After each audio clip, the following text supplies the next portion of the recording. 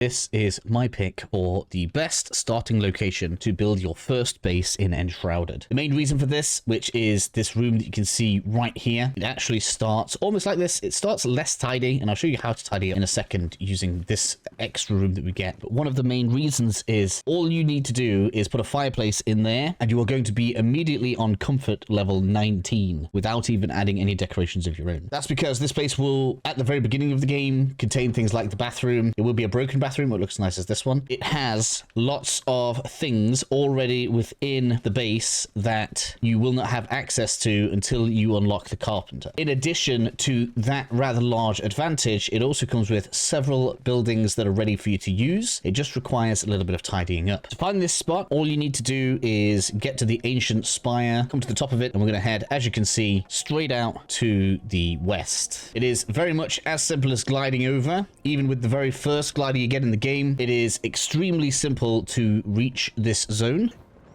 We'll go on a quick tour on where I put all of my stuff, just in case you guys want something like this. A lot of people do ask for tours of these buildings, which I find very interesting. As we can see, the first room here I've dedicated to the carpenter, being as he's going to be giving us all of the house building type stuff. I put this door in, obviously, and in the back room, this is where I'm going to put all of my storage lockers. We can extend it out this way if we wish to, but for now, we are just going to have storage there. I actually put a secret door on this part. This usually doesn't have a door. Maybe I'll find something a little bit better fitting later on, but thought that'd be kind of cool, because underneath we're going to have the alchemist. Back out front, then I'm going to dedicate this one to the hunter. This outhouse here, which has the low looking roof on it, I'm actually going to dedicate this to the blacksmith, but I'm in general going to have all of my heated stuff out here. I'll probably build like a chimney or stuff or something into the hall, because it just makes sense to me right now. And then we'll have this be the hot stuff area. I guess that's what we'll call it, because it'll have the kiln and the forge and everything. And lastly, we'll come to this outhouse where we will place the farmer. That's because this leads out towards the farming area, which is a huge part as to why this is such a handy area to have early on. So as you can see, I have placed my flame altar above the bridge, and that's because if we go all the way down to the end of the road here,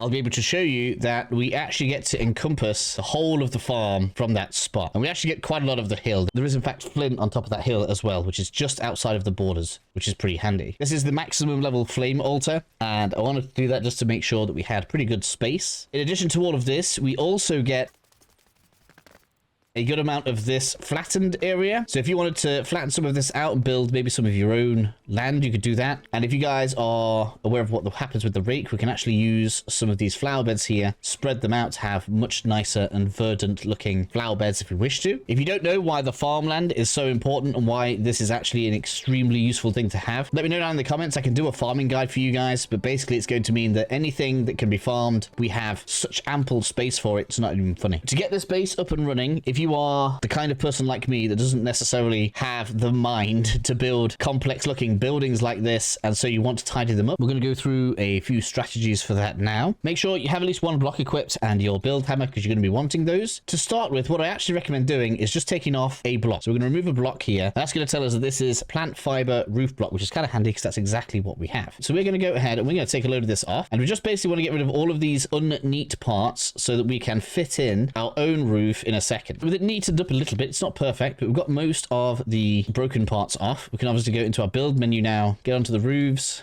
measure it up, and get it placed in. Depending on how you feel about it, you can either neaten that up a little bit more, like I could maybe take some of these blocks out here if I wanted to get rid of these sticky out bits, but it really doesn't bother me too much on a fiber roof like this. To get up onto this side, all you'll need to do is make yourself some scaffolding. This is pretty easy to do. All you'll need to do is come on over to your crafting bench, and you'll see that we have scaffolding there, a little bit of wood and string, and you'll be able to build yourself some platforms so that you can reach the outside roof. Note that if you want it to be a matching roof, you will need to have access to clay. Repairing some of this will require that you progress the game a little bit, but like I said before, the back bedroom has a ready sealed roof on it. That is actually probably the only roof that isn't damaged. In fact, that one also isn't damaged, so you could set up in there, but I wanted to be in the main house. So the back bedroom is already completely sheltered, so you don't have to worry about it, and you can just improve and change things as you go along. One of the things that it's a bit tougher, and I haven't unlocked yet, is that we don't have refined stone. So I have been replacing the walls with the stuff that we've been recovering coming from inside the house, and I'll show you how that works now. When you first start tidying things up, you'll notice that the floor is all rubbly. I don't know if this is going to get fixed with patches or not. This one hasn't been fixed. Look, there's like a little bit of a artifacted thing going off here, and this candle, I can't seem to get rid of it either. There's a few bits that do need fixing or that you might have to disguise, but you'll notice that as we pull this up, we're going to get the blocks given to us in our inventory, which we can then go ahead and reuse. The issue with putting them back down is that the rubble seems to come back with them if you just try and return it to the original state. So we do need to completely remove this floor and change it with something else. I have decided I'm going to replace it with the shroud wood, and there is a way that we can remove a lot of this a lot faster. If instead of just placing standard blocks down, we decide that we are instead going to just place in a foundation and remove it, that's going to take out entire blocks. You can't do it with everything. If there happens to be something that argues with it, you will need to do it individually. But as you can see, we can quite quickly take out a load of the floor, and then